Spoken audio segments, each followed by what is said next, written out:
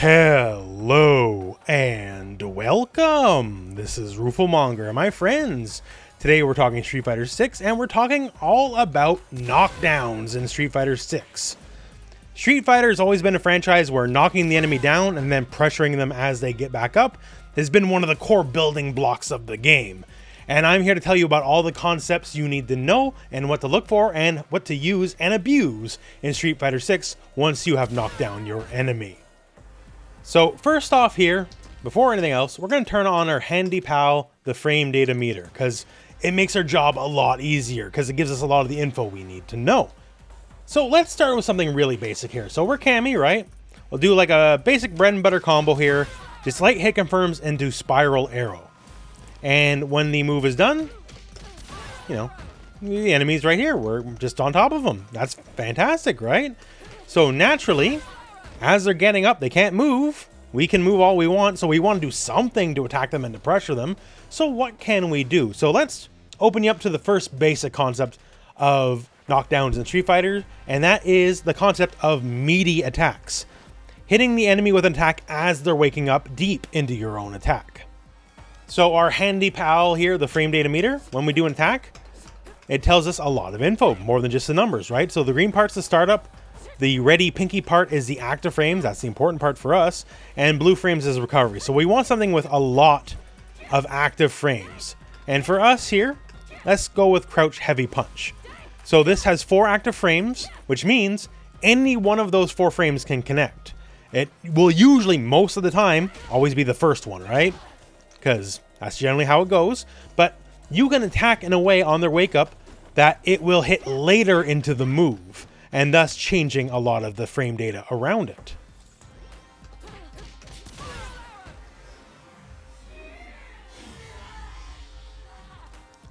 So here we go. We hit later into the active frames, as you can see here. It hit on the 3rd frame, not the first one, which changes the frame data. So our advantage now is 10 frames. Now normally, if it hits as you would normally, right, it would be 7 frames, which means you can still get combos, like it'll go into crouch medium punch, stuff like that, and you're going to get all the associated combos with it. But since it's 10 frames when it hits meaty, that means instead of say crouch medium punch, we could go into stand heavy punch, because that's 8 frames. Normally that's a frame too far, literally 1 frame too far. But if we hit even on the 2nd active frame instead of the 1st, we can go into heavy punch, and we can go into heavier moves as well, getting a more damaging combo.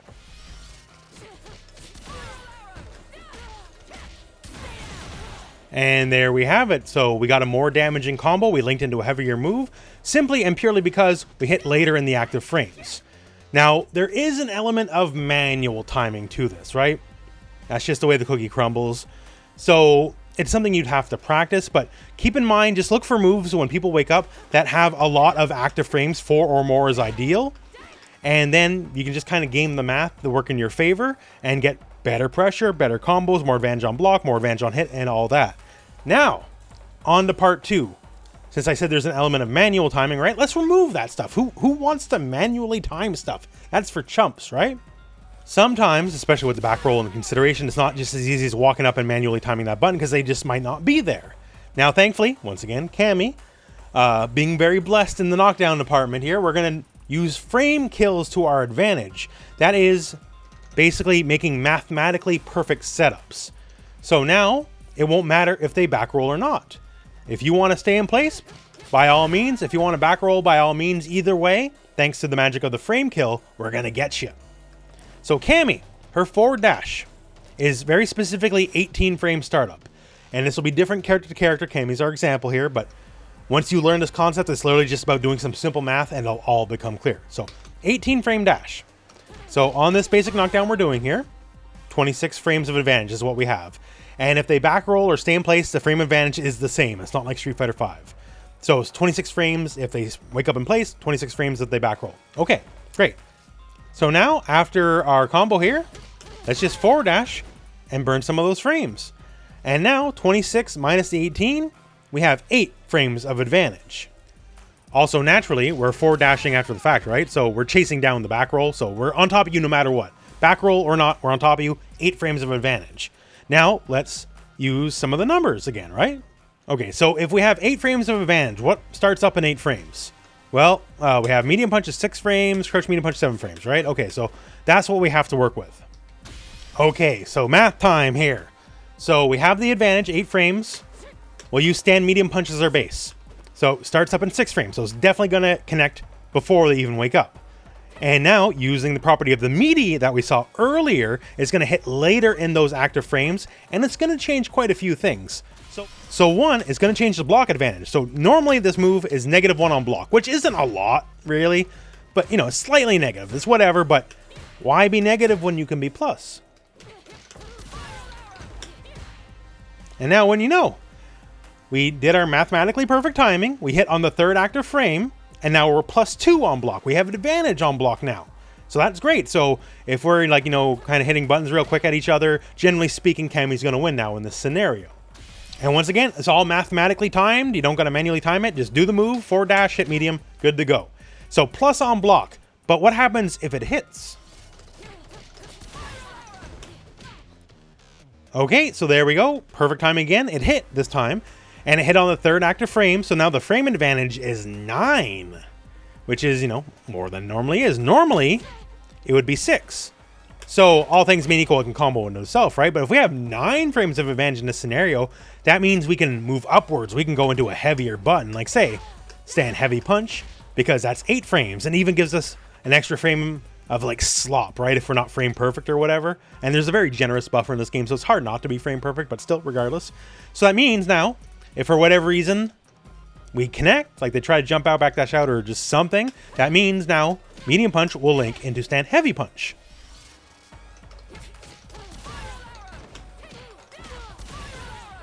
And there you have it. So we just got a more damaging combo out of the fact. And this is all thanks to the magic of the frame kill. So it's just literally doing the math. Knock them down, whatever the knockdown may be. Okay, I have this many frames to work with, and then just try to work out, okay, which attacks do I have? Which are my active frames? Do a little bit of math, and it'll all become clear to you crystal quick. So to give you an example with not Cammy, just real quick. Say Honda, he headbutts you in the corner. It's gonna happen, guaranteed, right? So that gives us 40 frames of advantage, which is a lot. And say we want to go to Sumo Stomp. That's an overhead and has 6 active frames. So it can hit very generously, but the problem is, if you just do it right away, like it's not going to connect. Because, you know, it's a slower move, sure, but it's not that slow. So if you use just a move to very slightly fill the gap, kill the frames as it were, then we can go into it. So for our example here, we're going to use Crouch Light Kick. So it has 15 total frames. So if we do it right after headbutt, then all of a sudden we have 25 frames left. Now the stomp, as you can see here, if it was 25 frames, it takes 22 frames to start up, and it has 6 active frames. So 25 frames total, it would hit deep into the active frames, which means normally it's +3 on hit. But if it hits deeper into the active frames,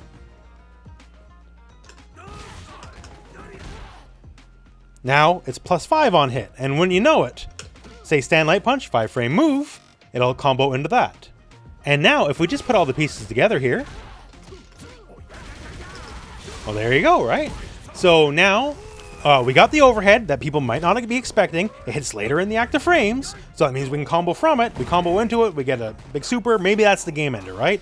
And beauty of all beauties, naturally, normally the move is negative on block. Not quite punishable, but negative on block. Now, it's plus on block. So even if they correctly block the overhead, it's still your turn. So if you both mash, you're going to win. So these are why frame kills are so strong. So once again, it's simple math. Just look at whatever knockdown you have, look at the numbers, and then have your handy dandy frame data guide on here. Just start crunching those numbers, see what works, and you'll be able to create your own mathematically perfect setups. Now, in Street Fighter 6 specifically, maybe this will change in the future, maybe it'll be patched out, I don't know, but as of the time I'm making this video, a very strong concept in this game is throw loops. Not everyone has them, but enough people do. So Cammy, we have the frame data meter here on, and after her forward throw in the corner, so it doesn't matter if you back roll or whatever, you're still in the corner, right? 17 frames of advantage. And now a throw has 5 frames of startup and has 3 active frames. And for her, it's literally a simple thanks to the numbers. Just walk forward and just throw again, right? If you do it correctly, you'll land a throw like on the first or second active frame, Even if you have them wake up to their absolute fastest button, because it's already hitting meaty, as we talked about earlier, right? Meaties, right? It's hitting meaty into their wake up. The throw will beat their fastest possible wake up unless it's invincible. And you can kind of just keep going as long as you don't botch the timing, right? It's very simple. Some people, Cammy is like a small element of manual timing. Just walk forward like a step, then hit throw. Some people like Ryu, it has an element of frame kill to it. So for you, after your forward throw, just hit jab for timing to kill the frames, and then go for another throw. And Juri is set to attack us, by the way, when she wakes up, right? She is doing her fastest buttons, but it doesn't matter because it's a throw loop. So sometimes it's walk forward like Cammy, sometimes it's a frame kill like Ryu, but this is a concept. And once again, it's as simple as, okay, I have 17 frames of advantage. What do I do with this, right? For Ryu, we know 17, all right. We whiff jab, that eats up 13 total frames. And then we go for the throw, 5 more frames, boom. They can't wake up with the button fast enough unless it's invincible. So very, very, very powerful technique. And it's as simple as just chuck the enemy, look at the numbers, look at your relative spacing to each other. And probably easier in the corner than not. But quite a few characters have it, and maybe it'll survive into the future. Maybe it'll be patched out. I don't know. But for now, it's definitely in the game. So now you have the knowledge to arm yourself with the technique because it's very strong. And that's some of the basic concepts of knockdown. Like, the general idea is naturally when you're waking up, it's difficult to defend yourself. So the offensive player always has the advantage. And there's also, like, drive rush can be a very important part of it. Like, say, basic Marisa B&B combo here. If I drive rush and hold charged back heavy punch, the charged back heavy punch lands on the first possible frame of it being active. So that makes something like this, well, frankly, a pretty strong technique. So even if the enemy is set to back roll, which they currently are, for the most part, Marisa's always going to be on top of you, right? So you just have to deal with that. If you know the knowledge, you know the frames, you can always do it. And then it's up to the enemy, okay, am I going to do something armored, something invincible? Like, just something to get out, or maybe even just parry, because parry will work if you perfect parry, right? But you got to do something, because otherwise the pressure's just going to keep happening and happening. And that's Street Fighter 101 for the most part. You knock down the enemy, and then the enemy's going to have a bad time. You don't want to get knocked down in Street Fighter. So that said, that's a beginner's guide to knockdown, because I showed you a few examples, but trust me, there is literally hundreds, if not thousands more examples and setups and everything. It's a very deep mine of knowledge to learn. But that said, hopefully this gets your feet on the ground and helps you understand the concepts. And other than all that, I guess we're at the end of the video. So thank you very much for watching. Hope this video has found you well, and go out and play some Street Fighter.